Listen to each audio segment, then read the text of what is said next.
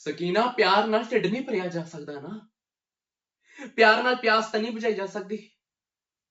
ਤੈਨੂੰ ਪਤਾ ਹੈ ਨਾ ਕਿ ਮੈਂ ਹਲੇ ਬੇਰੋਜ਼ਗਾਰ ਹਾਂ ਤੇ ਤੇਰੇ ਤੇ ਮੇਰੇ ਘਰ ਵਾਲੇ ਸਾਡੇ ਵਿਆਹ ਵਾਸਤੇ ਹਲੇ ਮਨਜ਼ੂਰੀ ਨਹੀਂ ਦੇਣਗੇ ਮਨਜ਼ੂਰੀ।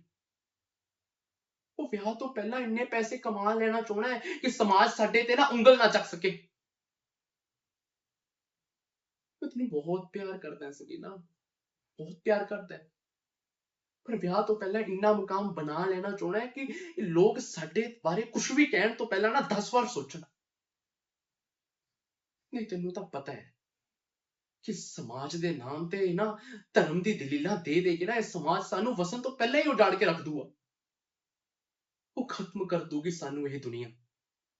फिर बड़े फक्र के नाल छाती ठोक के कहूगी कि मिटा डाला जी हमने समाज की गंदगी को। मैनू समझने की कोशिश कर।